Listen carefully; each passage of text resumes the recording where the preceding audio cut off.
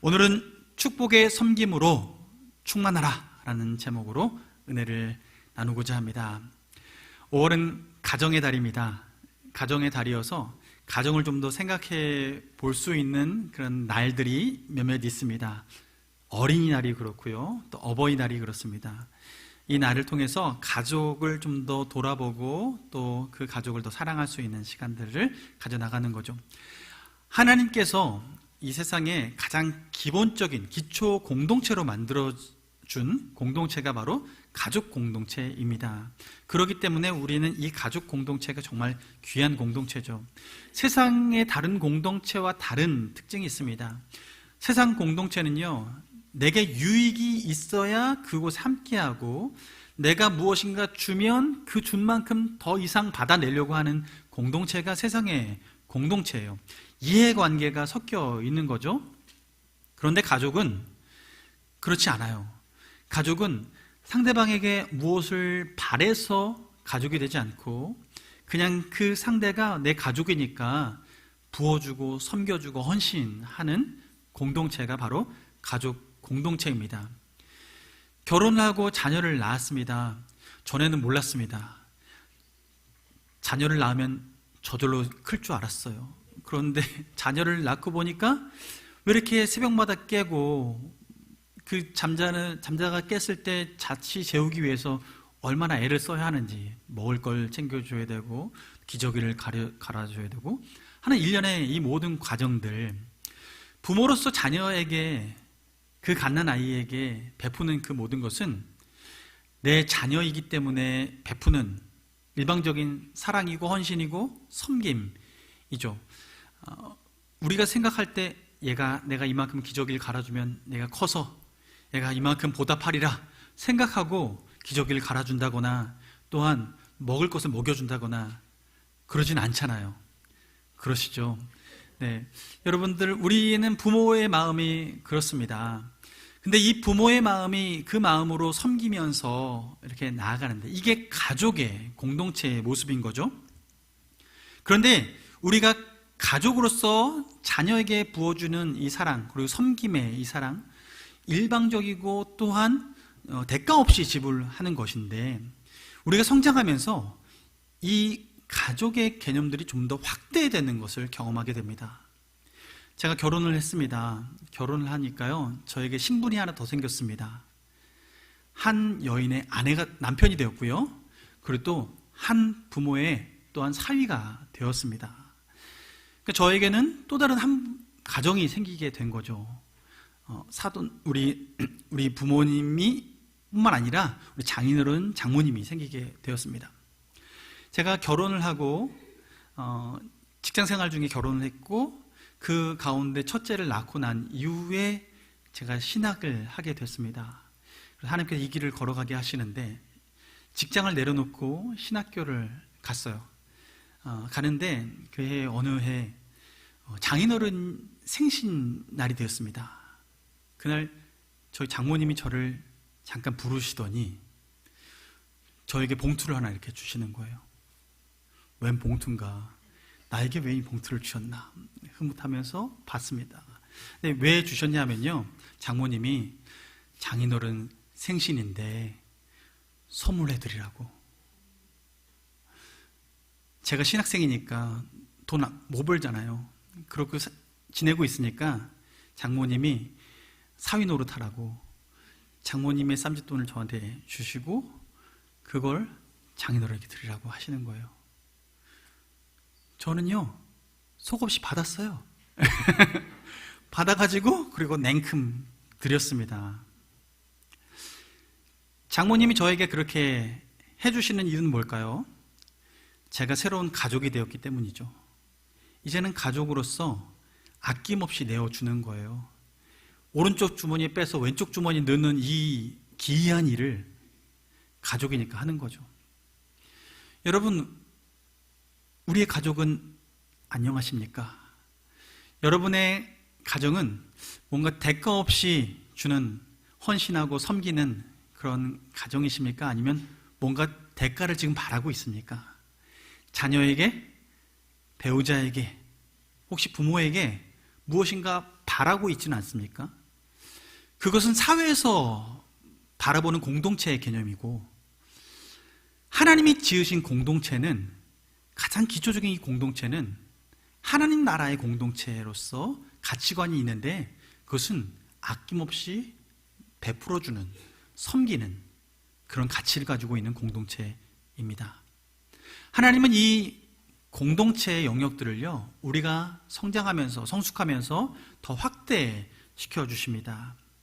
이 공동체가요, 더 확대된 공동체가 바로 교회 공동체입니다. 하나님 나라 공동체, 이 교회 공동체는 이런 가족 공동체의 DNA를 가지고 있습니다. 그래서 우리가 이 가족 공동체가 확대된 교회 공동체는 우리가 가족으로서 또 새롭게 헌신하는 서로 지체 간의 관계가 형성되는 거죠. 예수님께서 십자가에 못 박혀 죽으실 때 이런 사건이 있었습니다. 우리에게 새로운 가족의 개념을 가르쳐 주신 사건이에요. 요한복음 19장 말씀 보면 25절로 27절에 예수님께서 십자가상에서 예수님 가까이 제자와 또 어머니 마리아, 막달라 마리아, 주변에 함께 가까이 있었던 사람들이 주변에 찾아올 때가 있었습니다. 그때 찾아왔을 때 예수님께서 얘기하세요. 26절 말씀 보면 이렇게 말씀합니다. 예수께서 자기의 어머니와 사랑하시는 제자가 곁에 서 있는 것을 보시고 자기 어머니께 말씀하시되 여자여 보소서. 누구라고요? 아들이다. 여기서 사랑하는 제자가 누구냐면 요한인데요, 요한에게 이렇게 얘기하면서 아들입니다 라는 거예요.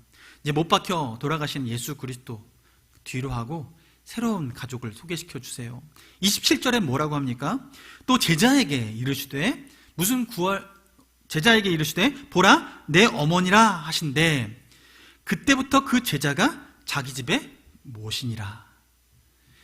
제자 요한에게 마리아를 이제 당신의 어머니입니다 라고 맡겨드리는 거예요. 새로운 가족 공동체가 형성이 되는 거죠. 십자가에서 우리에게 새 생명을 주시는 그 주님께서는 새로운 가족이 형성되는데 예수 그리스도로 말미암아 우리가 서로 가족이 되었다라고 말씀하십니다. 여러분, 우리는 한 가족입니다. 믿어지지 않겠지만 여러분, 우리가 예수 그리스도를 나의 구주로 영접하여서 예수 그리스도의 죽음이 내 죽음이고 예수 그리스도의 부활이 내 부활인 것을 믿을 때 우리는 육적인 혈육이 아니라 영적으로 예수 그리스도의 한 보혈로 하나 된 가족입니다. 또한 우리는 한 아버지 되신 하나님 아버지를 아버지로 모신 한 가족입니다. 또한 우리는 한 성령, 하나님의 영으로, 성령으로 하나 된 그런 가족입니다. 하나님의 영, 그리고 예수 그리스도의 보혈, 그리고 하나님 아버지를 우리의 주인으로서, 아버지로서 한 모심으로 말미암아 우리는 한 가족이 되는 것이죠. 여러분, 앞에, 뒤에 있는 분들, 옆에는 가족이 있을 수도 있겠지만 앞뒤에 있는 분들 인사하시죠. 가족이 되어서 행복합니다. 네, 가족이 되어서 행복합니다. 네. 가족이 되어서 행복합니다. 네. 주님께서는요, 우리에게 이렇게 가족을 맺어주시고 가족이기 때문에 어떻게 살아가야 되는가, 그것을 주님께서 가르쳐 주시는데, 오늘 본문 마태복음 20장 28절 말씀은 예수님께서 이 땅에 오신 목적을 가르쳐 주시고 그 목적에 맞게끔 우리 삶이 그 방향으로 가라라고 얘기하시는 거예요. 마태복음 20장 28절 다시 한번 읽어보겠습니다. 시작. 인자가 온 것은 섬김을 받으려 함이 아니라 도리어 섬기려 하고 자기 목숨을 많은 사람의 대속물로 주려 함이니라. 아멘. 예수님께서 이 땅에 오신 이유는 섬김 받으려고 한 것이 아니라 섬기려고 오셨다라고 말씀하십니다. 예수님은 살아가시면서 주님이 부르시는 그날까지 이 땅에서의 삶은 목적이 섬기기 위해서예요. 그렇다면 우리가 하나님의 자녀, 예수 그리스도의 보혈로 거듭난 자녀라면 이 땅에서 살아갈 때 이 땅에서의 만큼은 삶의 방향성이 섬기려 살아가는 것, 이것이 우리의 삶의 방향성이 되어야 된다는 것이죠. 그렇게 하기 위해서 예수님은 자기 몸을 대속물로 주었고 완전히 헌신했다, 섬겼다라고 얘기하십니다. 우리 또한 그 삶을 살아가는 것, 그것이 마땅한 줄로 믿습니다. 하나님께서 우리가 그렇게 살아갈 수 있도록 우리를 부르시는데요, 이 삶의 방향성, 이타적인 방향성으로 나아가게 하시는데 그것이 우리에게 복이라고 가르쳐 주세요. 그것이 이 땅에 살아가면서 우리 삶이 주님 안에 복된 삶이라고 가르쳐 주시는데, 마태복음 23장 11절과 12절 말씀을 보면 우리가 그렇게 낮은 자 되어지고 섬기는 자가 되어졌을 때 우리에게 주시는 유익이 무엇인지를 가르쳐 주십니다. 함께 읽어보겠습니다. 너희 중에 큰 자는 너희를 섬기는 자가 되어야 하리라. 누구든지 자기를 높이는 자는 낮아지고 누구든지 자기를 낮추는 자는 높아지리라. 아멘. 주님께서 우리에게 가르쳐 주세요. 섬기는 것이 복인데요, 너희 중에서 큰 자는 섬기는 자다라고 서열을 다시 정해 주시는 거예요. 이 땅 가운데 높아지려고 애쓰는 사람들은 결국 낮아지게 될 것이다. 그러나 낮은 자는 하나님께서 높여주신다는 거죠. 예수님을 보세요. 예수님이 얼마만큼 낮아지셨냐면 죄인 취급받아서 우리의 죄를 대신 다 뒤집어 쓰시고, 예수님은 죄인 취급받아서 십자가에 못 박히시고 심지어 무덤에까지 내려가셨습니다. 완전히 죽으셨어요. 완전히 낮아지신 거죠.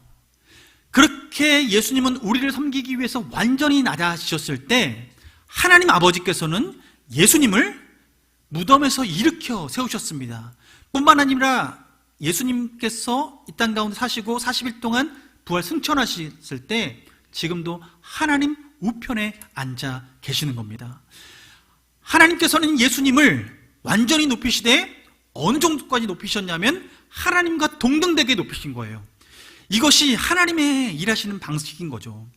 여러분, 우리가 이 땅에 예수 그리스도의 같은 피를 받아서 살아가는 사람이라면, 하나님의 자녀라면 우리 또한 이 땅 가운데 그 섬김의 방향성을 가지고 살아갈 때 하나님께서는 우리가 낮아질지라도, 세상 사람들은 몰라줄지라도 하나님은 반드시 높여주실 것입니다. 하나님이 높여주시는 것, 그것을 만족 삼아 살아가는 것, 그것이 우리 안에 참된 기쁨이 되길 원합니다. 하나님께서는 그것이, 이 섬김이 복이라고 우리에게 얘기하세요. 그러려면요, 우리의 눈이 밝아져야 돼요. 섬기기 위해서는 우리의 눈이 밝아져야 되는데 어디에 눈이 밝아져야 하는가? 섬길 때는 이걸 봐야지 섬길 수가 있습니다. 뭐냐면 상대방의 필요를 발견해야 우리는 섬길 수가 있습니다. 상대방이 필요한 것, 여러분 집에서 배우자에게 등 긁어 달라고 할 때가 있습니까? 네, 저는 가끔 등 긁어 달 때가 있는데 등을 긁을 때 엉뚱한 데 긁어줄 때가 있습니다. 필요한 데 긁어줘야죠. 잠깐. 여러분, 필요를 발견하는 것, 그리고 그 필요를 채워주는 것, 그 필요를 잘 발견하는 눈이 있어야 잘 섬길 수가 있습니다. 그러기 위해서 우리는요, 늘 언제나 이 땅 가운데 섬김의 삶을 살기 위해서 눈이 밝아야 돼요. 이분에게 뭐가 필요할까? 이곳에는 무엇이 필요할까? 그 필요를 잘 눈여겨봐야 되는데요, 성경에는요 그렇게 필요를 잘 발견해서 섬겨주는 사람의 이야기가 나옵니다. 그런데 우리가 그 필요를 채워주면 어떤 일이 벌어지냐면 하나님께서 내 필요를 채워주시는 거예요.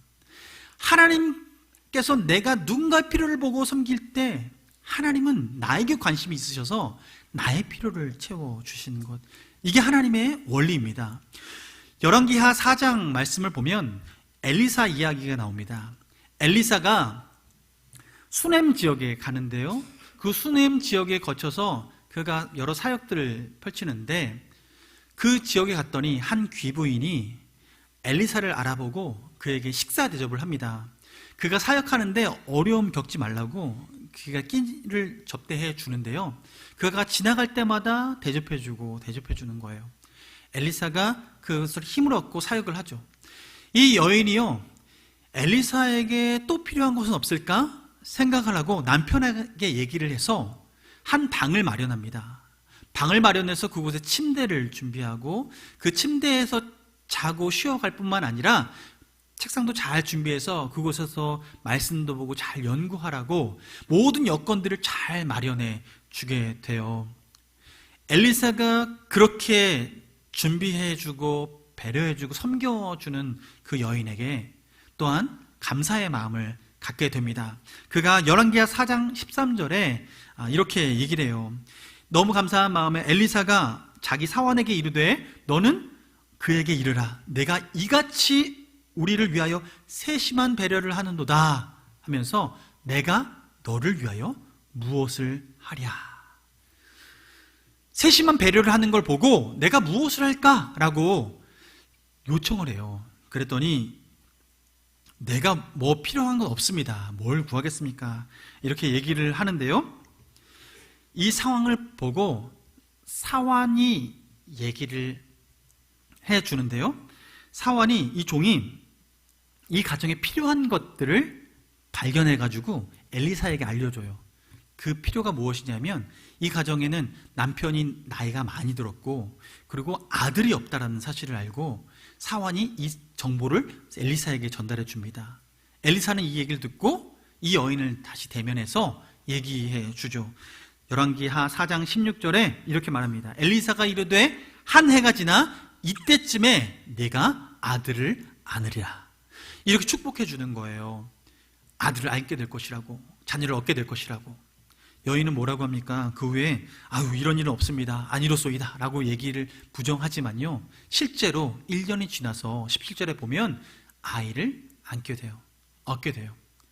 이 가정에 자녀가 생기게 되는 것이죠.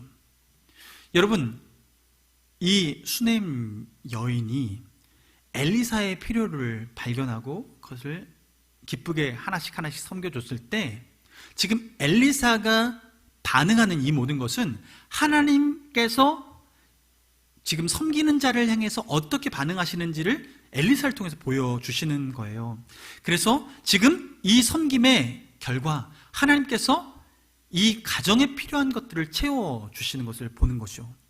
여러분, 하나님은 우리를 사랑하십니다. 하나님은 우리의 필요에 민감하십니다.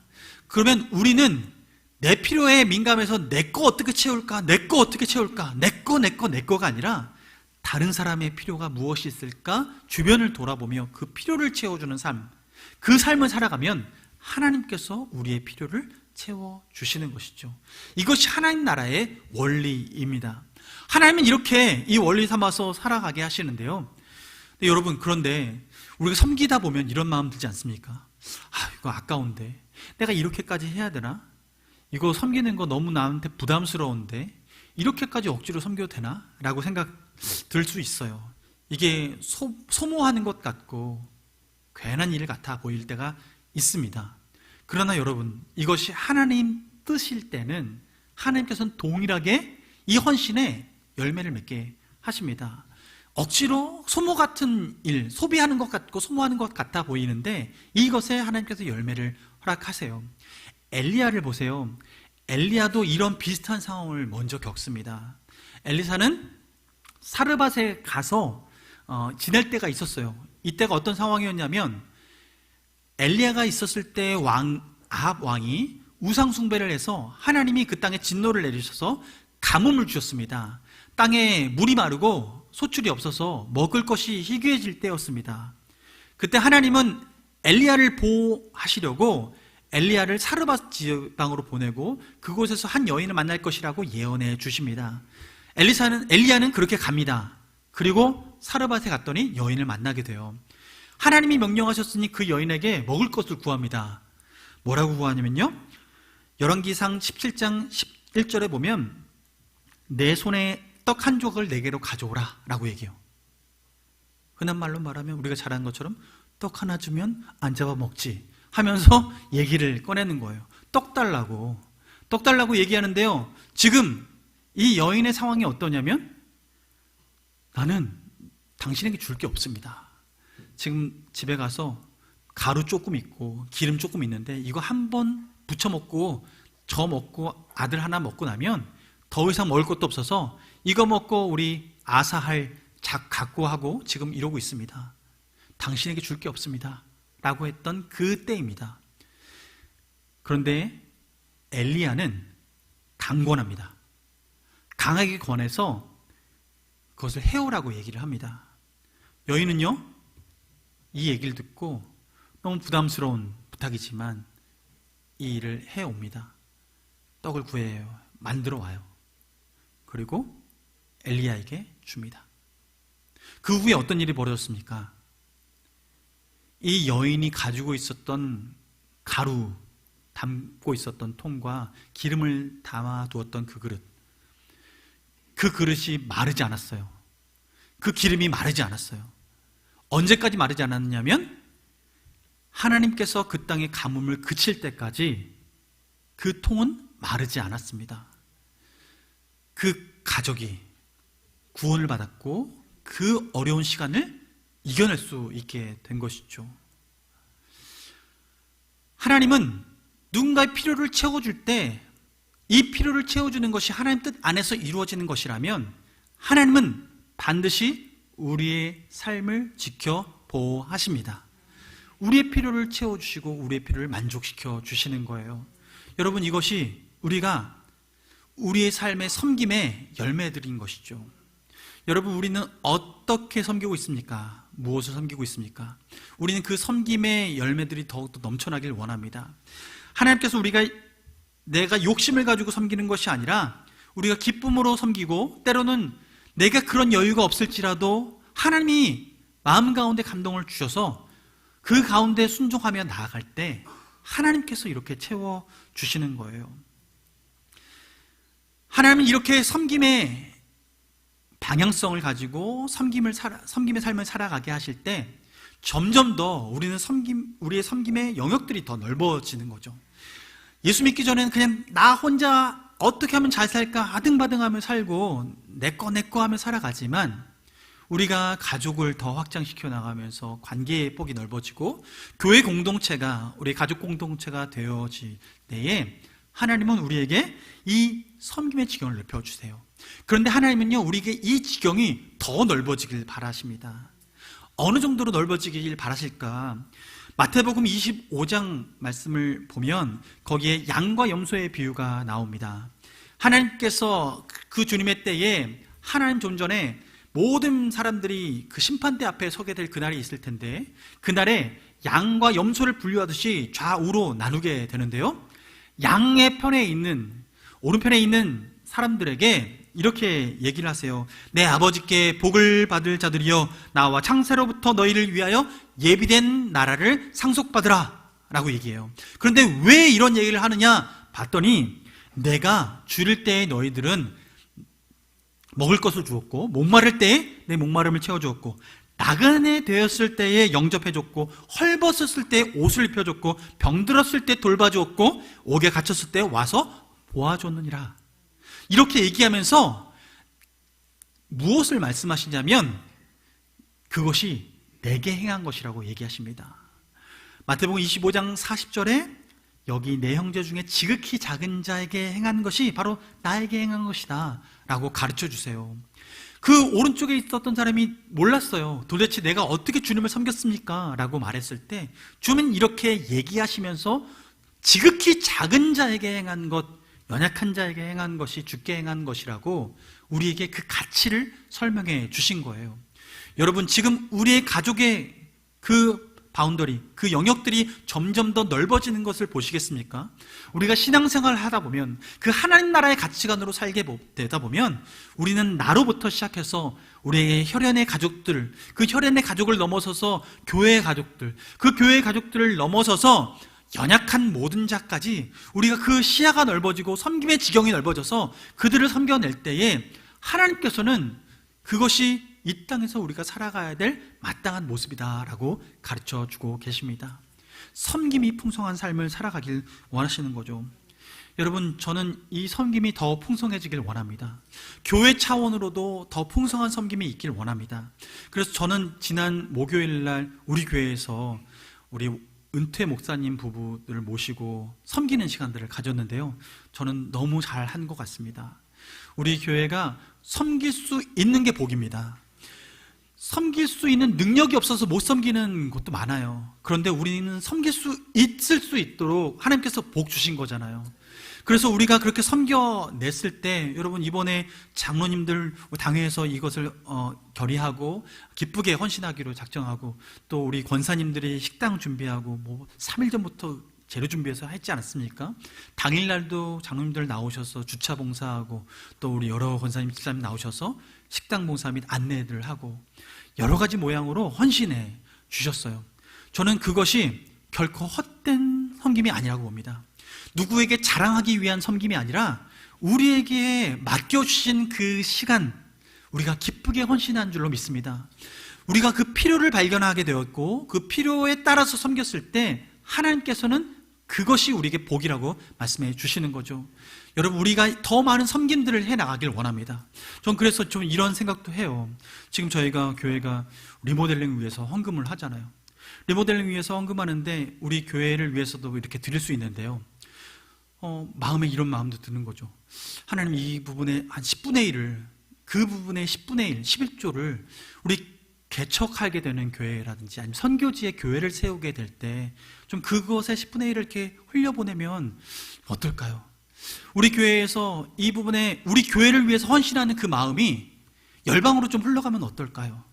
우리가 그렇게 흘려보낼 수 있다라면 저는 하나님 나라에서 주님 뵐 때 주님 우리 교회 리모델링 이만큼 잘했습니다로 칭찬받는 게 아니라 우리 온 교회 성도가 교회를 위해서 헌신했는데요 주님 그 교회의 헌신이 선교지까지 흘러갔습니다. 하나님 기뻐 받아주십시오. 그렇게 하나님 앞에 당당히 말할 수 있지 않을까 싶어요. 여러분 우리의 섬김이 더 진경이 넓어지길 원합니다. 하나님께서 우리에게 복 주실 때 그것이 내게 쌓아놓으라고 주신 복이 아니라 흘려보내라고 주시는 복인 줄로 믿습니다. 여러분 우리가 그렇게 기쁘게 헌신할 때 우리의 삶의 관심의 지경이 넓어지고 누군가의 필요를 발견하고 그 필요를 채워주는 것 우리가 그것에 애를 쓴다면 우리가 섬길 수 있는 방법들은 다양해질 수 있습니다. 그래서 저는 우리 교회의 특별 새벽 기도회 또 가을 부흥회나 이럴 때 외부에 우리 비전교회 목사님들, 장교회 목사님들을 모시고 말씀 듣고 또한 그곳으로 흘려보낼 수 있는 게 저는 얼마나 큰 복인지 몰라요. 우리 교회의 가장 큰 복 중에 하나다라고 생각이 드는데요.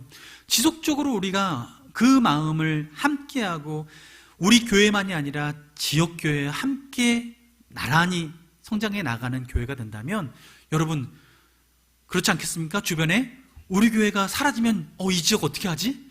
주변 주민들이 걱정해 주는 교회 우리 교회가 그렇게 잘 섰을 때 이 지역에 꼭 필요한 교회 이 시대 가운데 꼭 필요한 교회로 자리매김하는 것 그것 주님께서 기뻐하지 않으시겠습니까? 저는 그 마음이 있어요. 여러분 그러므로 여러분 헌신하고 섬기는 그 일에 우리 마음을 더 넓히기를 주님의 이름으로 축복합니다. 그래서 5월은 여러분 특별히 축복하는 달 되길 원합니다.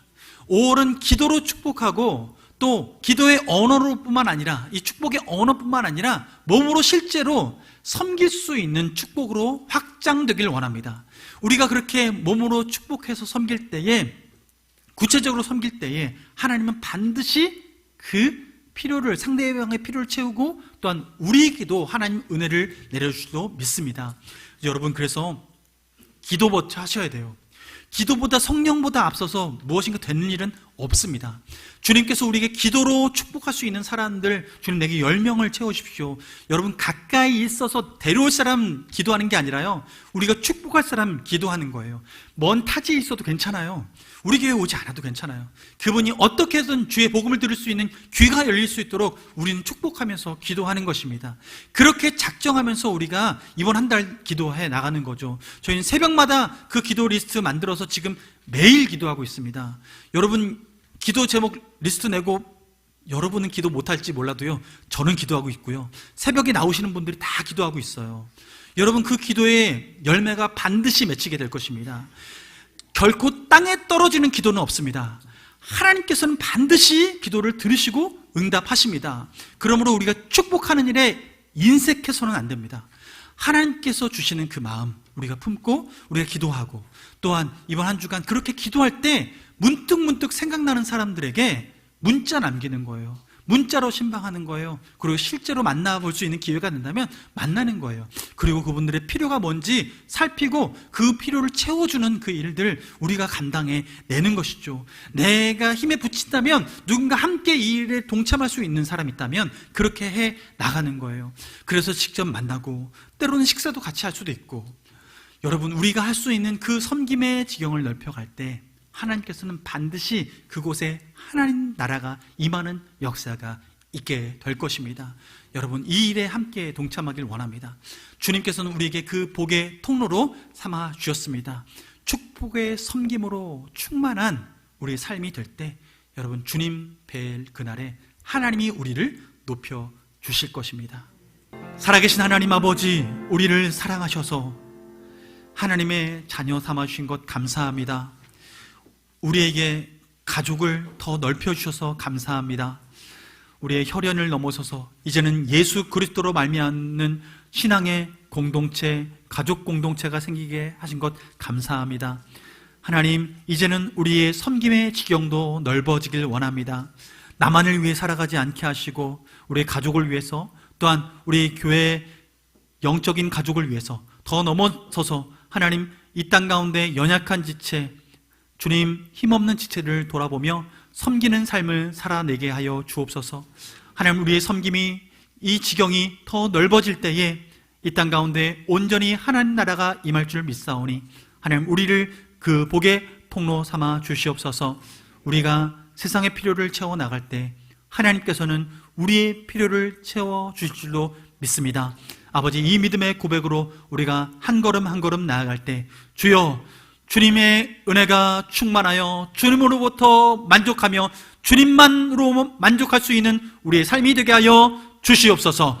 지금은 우리 주 예수 그리스도의 은혜와 하나님 아버지의 끝없는 사랑과 성령님의 교통, 충만, 역사하심이 이 땅 가운데 우리의 육체의 가족을 넘어 신앙의 가족, 또한 열방을 우리의 가족 삼아서 그 필요를 채우며 섬기기로 작정하고 그 섬김으로 말미암아 하나님 나라를 맛보기를 간절히 소원하는 우리의 귀한 명강교회 식구들 머리머리 위에, 또한 그의 가정과 일터 위에 온라인으로 함께 예배하며 열방 가운데 함께 동역하는 동역자들 위해 지금부터 영원토록 함께하여 주시옵기를 간절히 축원하옵나이다.